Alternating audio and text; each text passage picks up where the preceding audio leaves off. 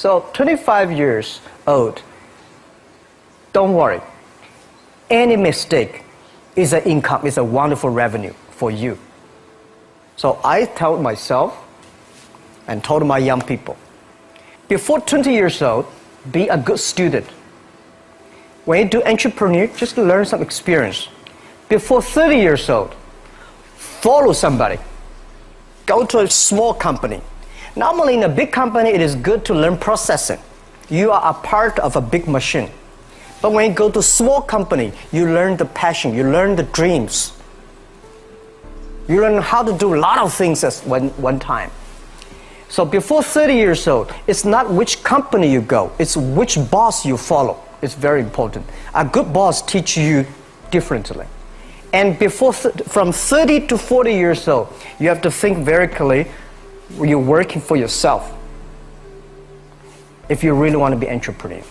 When you're 40 to 50 years old, you have to do all the things that you are good at. Don't try to jump into the new area. It's too late. You may be successful, but the rate of dying is too big. So 40 to 50, think about how can you focus on things that you are good at. But when you are 50 to 60 years old, work for the young people. Because young people can do better than you. So rely on them, invest on them, making sure they're good. So when you are over 60 years old, spend time for yourself. On the beach, sunshine, right? It's too late for you to change normally. But this is my advice to the young people. 25 years old, make enough mistakes. Don't worry. You fall, you stand up. You fall, you stand up. Enjoy it. 25 years old, enjoy the show, enjoy the show. I did not have a rich father. Tried 3 times for university, all failed. I applied for Harvard for 10 times, all failed. They don't even want to see me. For the last time, I went to the Teachers College, which was considered the 3rd or 4th class of my city. So I applied jobs for 30 times, got rejected. It was so difficult at that time. I was so frustrated because I taught in the university. My pay was $10 a month. Because I could not find a good job. In 1994, discussed that I'm going to do something called internet. And 23 of them against it. They said, this is a stupid idea. We have never heard about internet. And you know nothing about computer. And I never thought I was smart. Nobody believed that I could be successful. Because everybody say, well, this guy think differently, think crazily. They think about something that never work.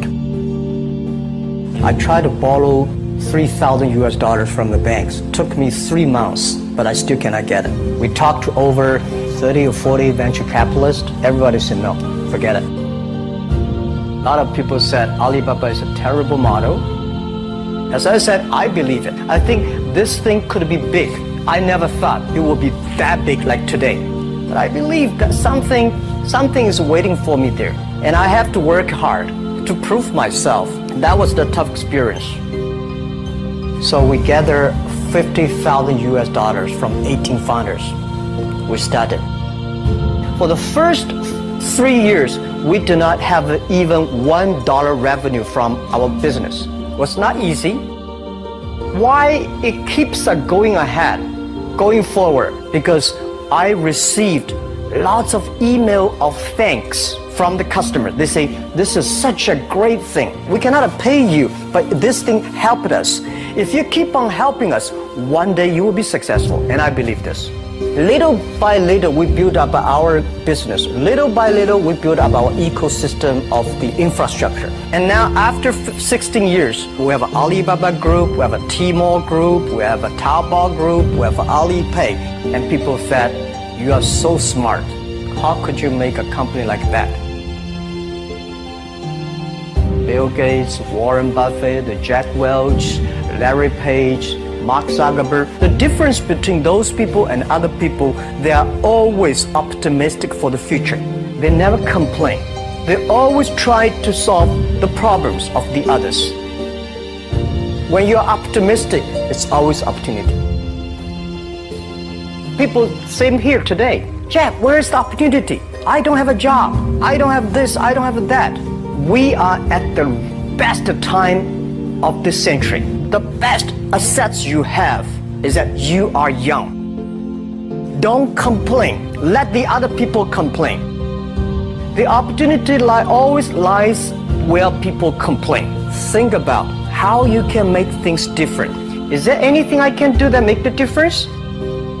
And then when you think about this, start to do it. I saw a lot of people, young people, have fantastic ideas every evening. But in the morning, they go to the office same again. Being an entrepreneur, you have to do the things before the other people do. You have to wake up before the other people wake up.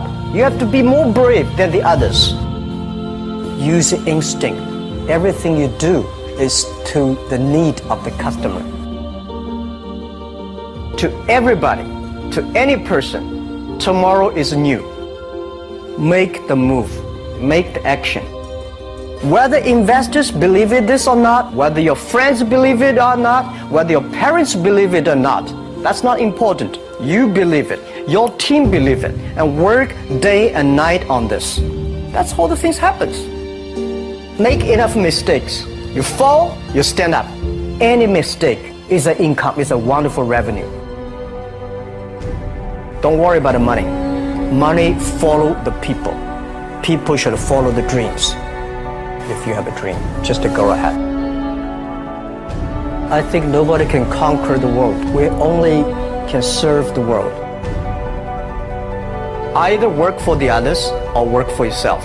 And I choose the way, work for myself.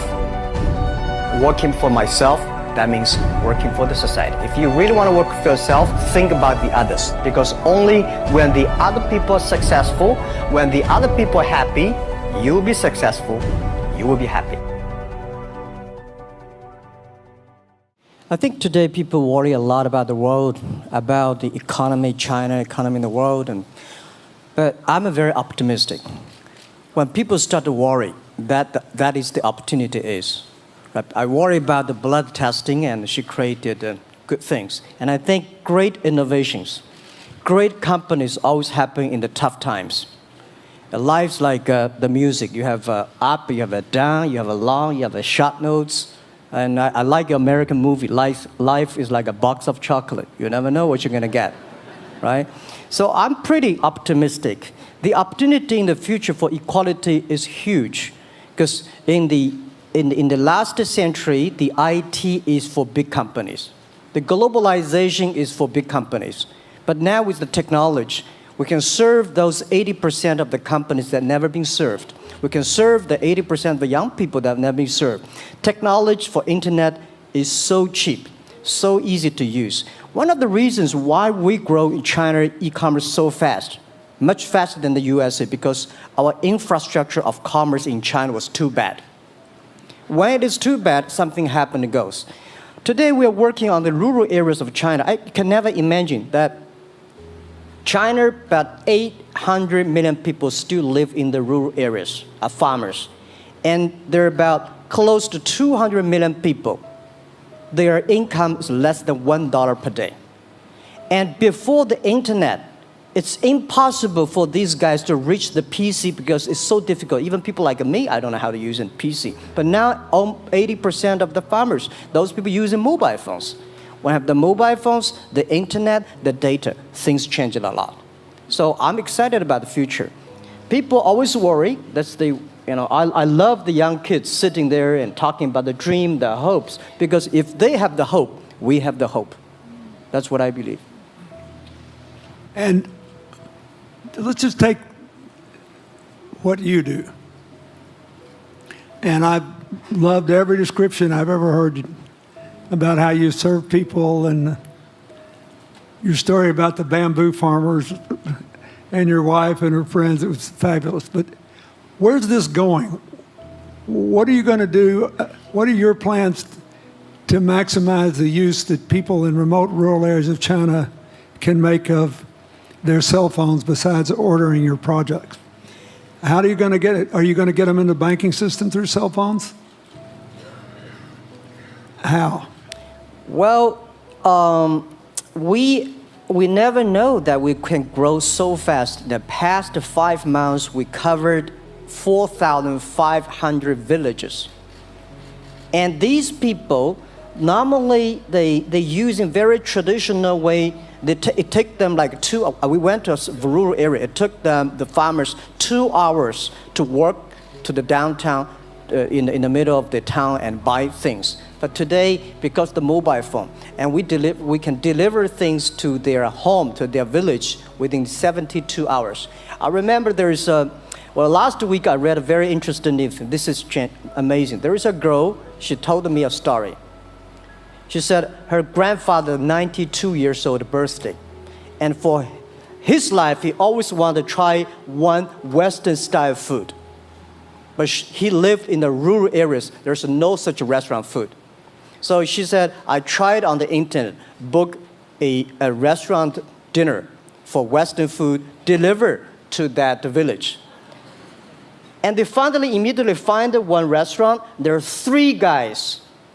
They took like a 3 days bus from Shanghai to that village, made an Italian spaghetti and beef for them for this 92 years old birthday.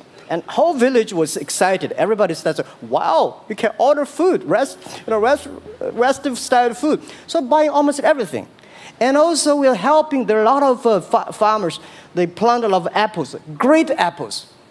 But 90% of the apples rotted because there's nobody buy them. They normally buy by track. If you sell the apples, they sell whole track.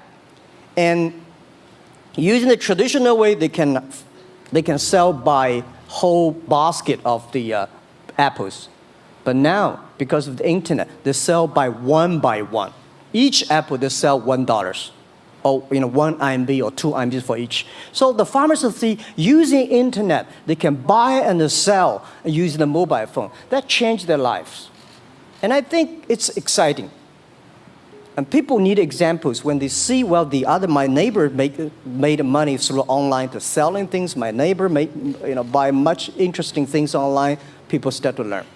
And more people start to buy the mobile phones. We cannot make all the mobile factories to sell phones to them. Only they know the mobile phone really works, helping change their lives, they start to buy the mobile phones. Just one more question. And then, do you think this will make the current problems like the current problem in China less likely? That is, if we'll have more market information and the market will drive where the investment goes instead of the government trying to make judgments about, I better build another housing development or office development here, there, or yonder, and you wound up with a bubble. If it comes from the bottom up, is it more likely that fewer bad things will happen? Yeah, I think last week I was in Seattle discussing about the China economy. I think you American people worry too much about the China economy. Well, you see, every time when you start to worry about China goes better. Every time you think China is in problem, we'll get better. But when you have to say, you have a high expectation of China always a problem. Like parents have the expectation of the kids, of the same. But there's a big difference between American consumption because people say, the economy is bad, so China consumption will be good low. No, totally different. You Americans love to spend tomorrow's money. And the other people's money, maybe. Or maybe the children's money. We Chinese love to save money.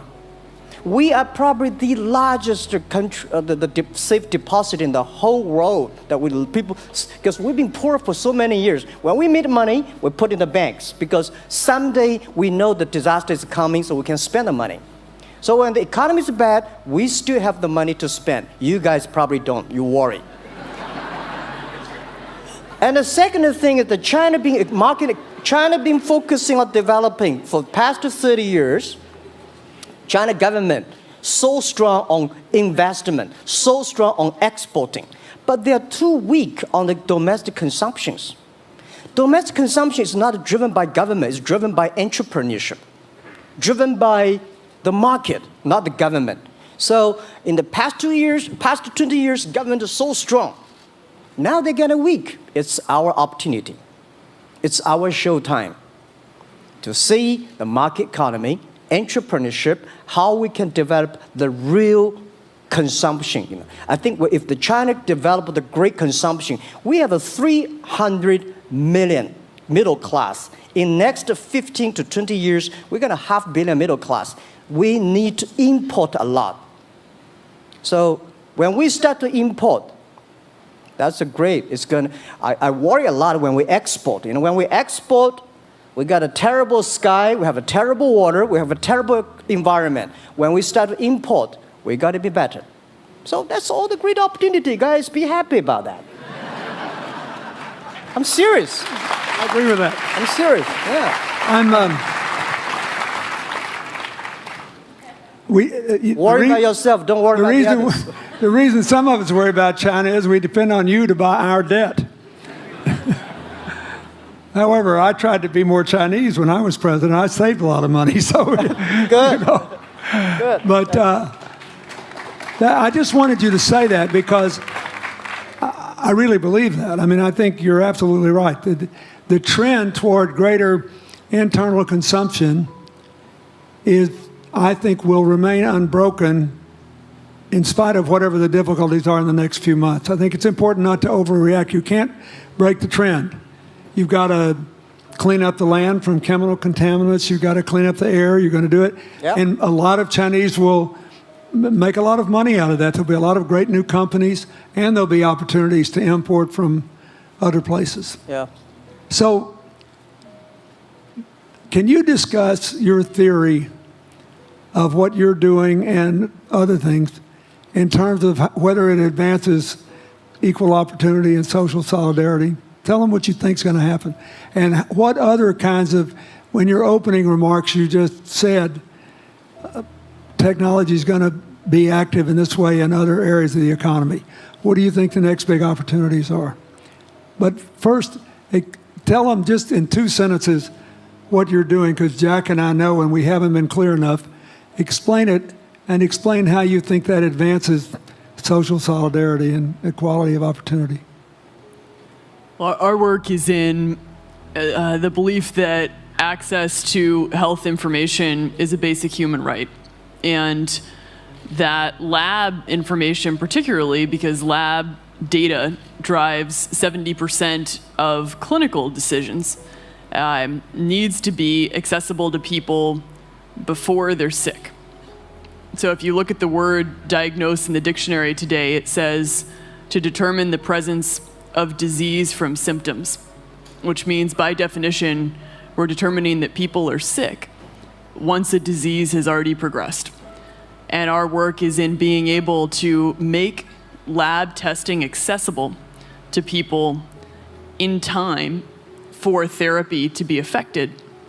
And to do that in a way in which every person, irrespective of their insurance status, irrespective of where they live, can afford the ability to get a test done. So that means, in our case, we've invested the last 12 years in now developing hundreds of tests, many of which are less than $10. So $2 tests in the United States. And I think one of the amazing things about this country is that we have such an incredible ecosystem for fueling creativity, and that creativity can create new markets. So in answer to your question about the market being able to conform itself to social good, I think the creativity that goes into creating these new technologies creates new markets in and of themselves. And our basic belief is that those new markets come from empowering individuals and enfranchising individuals and trusting that individuals have the capability to engage with information, and in accessing that information, beginning to take control of their own outcomes and their own health outcomes, and in doing so, changing the way our healthcare system works. Think what this could mean for rural China, for rural India, for Native American reservations in America, for the Mississippi Delta, for the remote areas of where all the jobs were lost from coal. You're all of a sudden giving people information. And one of the most important things I think we did in my second term as president in the healthcare front was develop this diabetes self-care program, and all of a sudden Jack's company could be delivering the means to self-care based on your test. I mean, I think that this is a very big deal. We all want to live as long and as well as we can, and Craig Venner was here. We were joking about whether we'd make it to 100, but in the meanwhile, you want to keep people healthy, and if they're sick, you want to intervene early, not late. Yeah. Well, and if you look at, the ability to engage with this information, we have a $4 trillion healthcare problem in this country. 20% of it is type 2 diabetes, which is reversible. And we have 90 million Americans who do not know they are pre-diabetic. But access to information and the ability to engage with that information is the foundation for being able to change those outcomes and cost, right? One more fact, and then I want to call on Jack. You founded this company 12 years ago, right? Yeah. Tell them how old you were. I was 19. Yeah. So, don't worry about the future. We're in good hands. So, I was thinking about 19, where I am. 19, I've not passed the examination for university yet. I failed 3 times, but I think it worked out. I'm not good at schooling. Well, yeah, that's why I give confidence to a lot of young people in China. If Jack Ma can be successful, 80% of the people can be successful. People like her, we're jealous. But, well, equality, I would like to make a little bit technology helping, because yesterday I was joining the UN Women Conference about gender equality. And I think the first technology revolution happened 200 years ago in the UK, released the human body, the arm, stronger. The second technology revolution in the USA for energy, you can last long. But this technology revolution release the brain. So this century is not a competition who is stronger, whose muscle is stronger. It's who is smarter, who is soft, who can listen. It's the challenge of wisdom. So man, woman equal. On the internet, you can never see he's a woman or man. And on the internet, women can serve much better than men on the internet. Men talking about the business, talking about numbers, competition, they make business very cold. Women, they make business very cozy, lifestyle, and interesting. 50%, more than 50% of our shop owners, more than 5 million shop owners are women. And people love that. This is a great thing. I see that this century, we see more and more women leaders, on the state leaders, presidents. In the future, we're going to General Secretary of the United Nations should be a woman leader. And this is the great century for equality. And I feel excited about that. let me ask you, we're almost out of time, but one of the things that we haven't talked enough about here, and not just here, but generally, is whether the leapfrogging we saw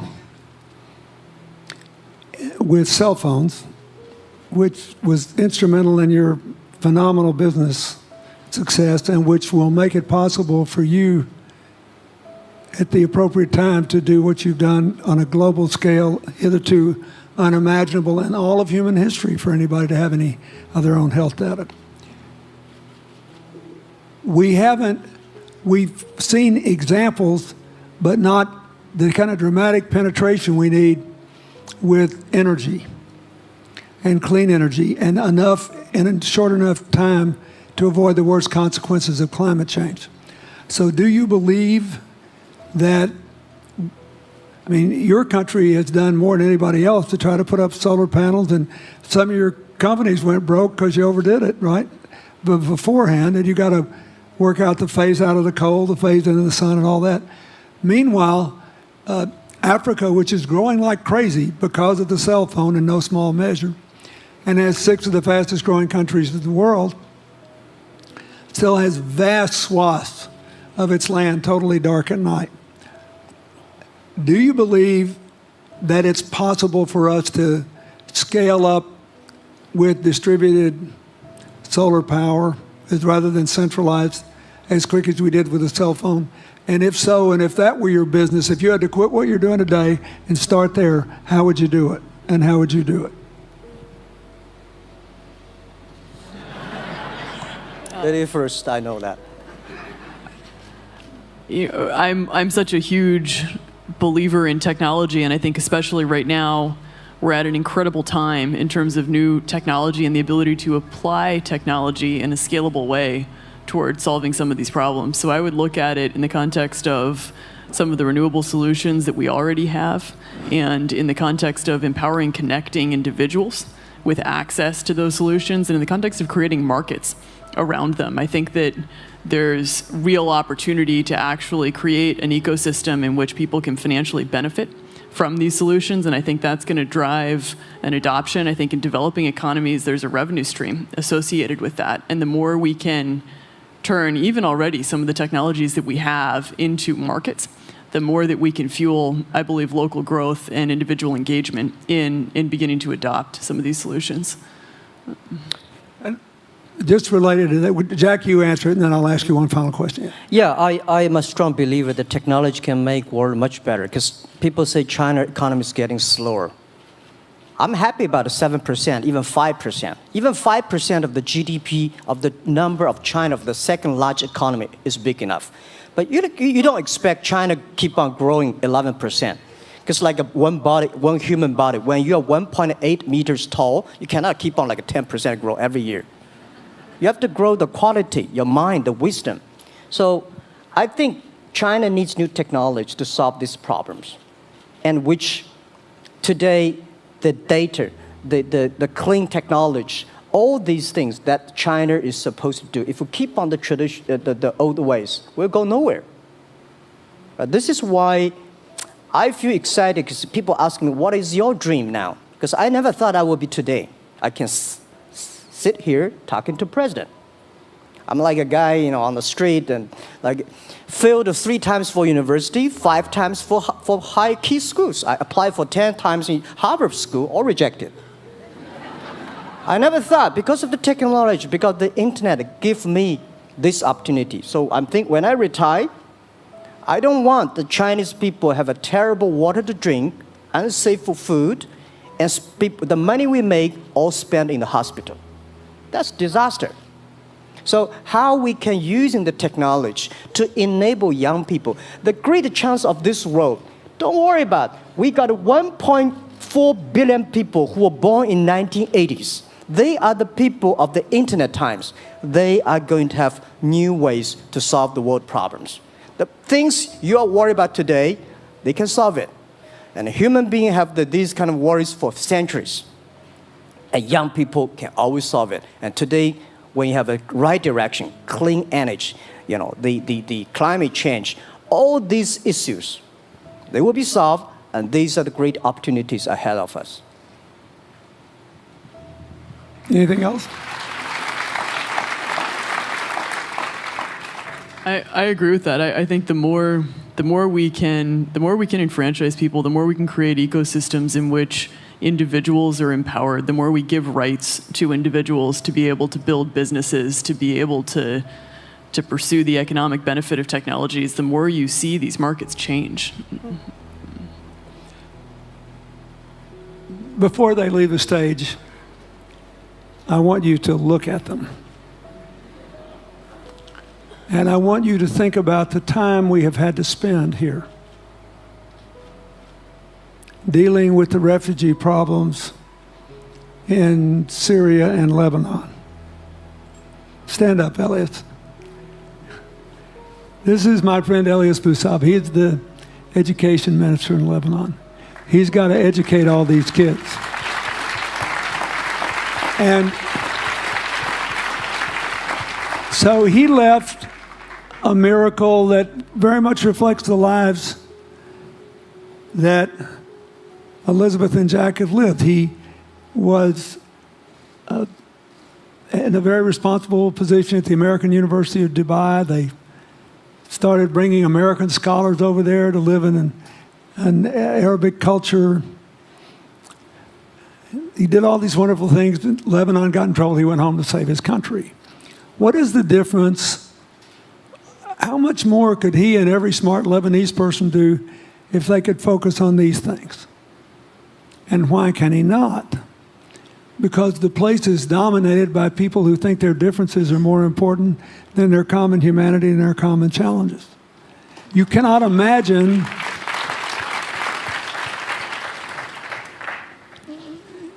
Jack Ma's proud of being Chinese. I like that. He never hid it. He's happy about it. I'm proud to be a global citizen too. Yeah. Yeah. And I imagine Elizabeth's proud to be a blonde-haired, blue-eyed American techno whiz from Northern California. Yes. But they don't, not a word either one of them has said has defined the meaning of their lives or the direction of their work with negative reference to someone else. My friend Dikembe Mutombo, stand up. No, you don't have to stand up. It'll hurt you too much. You're an old man. My 7'2" tall friend was just inducted into the National Basketball Association Hall of Fame. And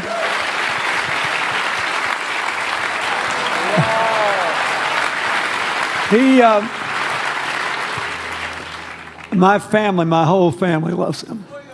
And I have seen how much he has given back to his native country, Congo, which has been so troubled. I've known him a long time. We both went to Georgetown University. I did before he was born, I think. I've never heard him say a resentful thing about anybody. I have seen him give and give and give and try to give the people in his native land opportunities. Why am I telling you this? He's had a good life because he never defined his life with negative reference to anybody else.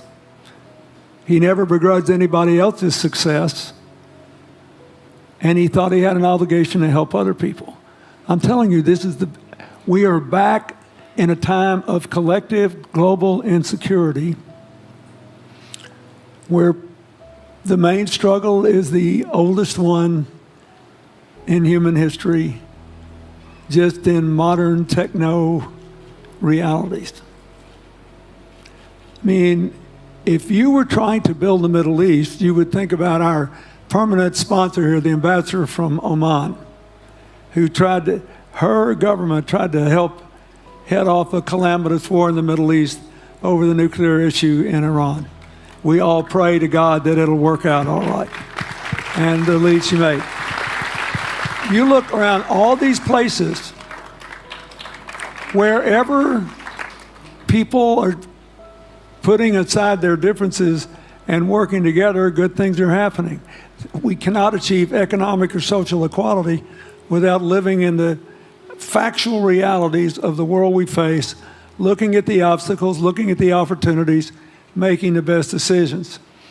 And those of us who even feel good about ourselves because we think we spend a lot of time giving, our whole goal should be to work ourselves out of a job. One of the things that Bill and Tanny Austin are sitting there with Starkey, they started giving away hearing aids, and then they decided, well, we better teach these young people how to speak. If they get the gift of hearing, they'll have to learn that. So they got into the education business.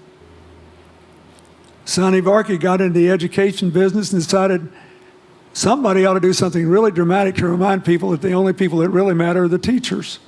So he gave the first Global Teacher of the Year award last year, and an international panel gave the prize to a teacher from Maine who promptly gave the entire $1 million to her school. The woman never made any money in her life. She gave all the money away immediately. The future is going to be forged by people who think of how to use the modern tools that we are given, as Elizabeth and Jack have, to create opportunity through empowerment. And it will not be a straight line. It's too many moving parts. But I just want you to think about that. The reason you feel good looking at them is that you identify with them even though they're different from you. And that's basically where we are all over again, and we can't slip back. We can't give up. That's why when we had the Prime Minister of Italy and George Soros talking about the future of Europe, and George said it was coming apart, and the Prime Minister said, no, it doesn't have to come apart if it's about something more than economics. I thought it doesn't have to come apart if you will it not to. And you put yourself on the line for it. There are no guaranteed outcomes today, but you can guarantee that the trend is right. So go ahead, you were going to say something, weren't you? Yeah, I just wanted to add, I mean, as we're talking about the future and from my own experience and looking at all the faces here, I think a huge part of the answer to your question is also to raise our little girls with the stereotype that they can be the best in engineering and science and math. Because when they do in all of these industries, it changes everything. And we need to do that in this country, and we need to do that as parents in other countries. You know? Yeah, I was thinking about if what you say. I think about when you talk about problems, you normally it's like a politician. When you talk about opportunities, that the business people. I was thinking about how we can using this all the problems that change the problem become the opportunity. And I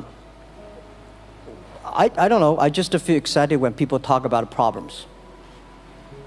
I think think about if you can solve one of them, that's the chance. And today, nobody live in this century has so many opportunities and so many tools they can use to change other people's life. And I think in the last century, which I call the IT time, this century is called the DT time, data technology. IT is to empower yourself, make yourself strong. DT is to empower the others. When you empower the others, you empower your future, yourself. So when I listen to you talk, I agree, and I think that's why we were born in this century. That's why how we can use the internet to help more people. Let's give him a hand. Thank you.